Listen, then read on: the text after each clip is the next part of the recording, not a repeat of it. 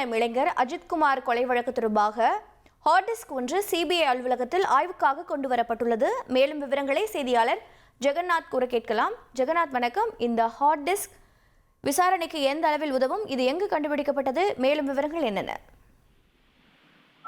வணக்கம். அஜித்குமார் கொலை வழக்கில் பார்த்தீங்கன்னா 10வது நாளாக நீடிக்கும் சிபிஐ விசாரணை. தொடர்ந்து பார்த்தீங்கன்னா மதுரையில் இந்த சிபிஐ அலுவலகத்தில் 3வது முறையாக அந்த சிபிஐ விசாரணையானது தொடர்ந்து நடைபெற்றுக் கொண்டிருக்கிறது. குறிப்பாக நேற்று பார்த்தீங்கன்னா மதுரை சிபிஐ அலுவலகத்தில் நடைபெற்று வரும் விசாரணையில் சாட்சியங்களை அளிக்கும் தகவல்கள் குறித்து திருப்போணம் காவல் நிலையத்தில் கிராஸ் செக் தகவல் உறுதிப்படுத்தும் வகையில் விசாரணையானது சிபிஐ ஈடுபட்டார்கள்.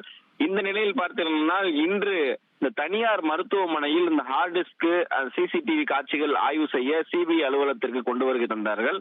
குறிப்பாக அஜித்குமார் கொலை வழக்கில் திருப்போணத்தில் இந்த தனியார் மருத்துவமனை, குறிப்பாக அந்த கார்த்திக் மருத்துவமனை, அந்த மருத்துவமனையை சேர்ந்த அந்த ஹார்ட் டிஸ்கை தற்போது கொண்டு வரப்பட்டு அதனை தீவிரமாக விசாரணை எடுத்துக் கொண்டிருக்கிறார்கள். மேலும் இன்று பார்த்தீங்கன்னா குறிப்பாக இன்று அதிகாலை சிபிஐ அதிகாரிகள் மோகித்குமார் தலைமையில் சிபிஐ தற்போது ஆத்திக்குளம் பகுதியில் இருக்கக்கூடிய அந்த கோவிலை சார்ந்த கோவில் பணியாற்றக்கூடிய பணியாளர்களை தொடர்ந்து இந்த காலை முதல் விசாரணையானது செய்து கொண்டிருக்கிறார்கள்.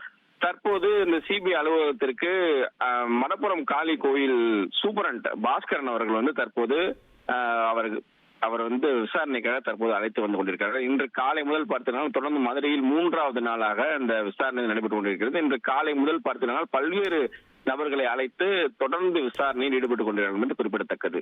தகவல்களுக்கு நன்றி ஜெகநாத். உங்கள் தந்திவன் தொலைக்காட்சியில் கணபதியே வருவாய் தினமும் காலை 7 மணிக்கு காண தவறாதீர்கள்.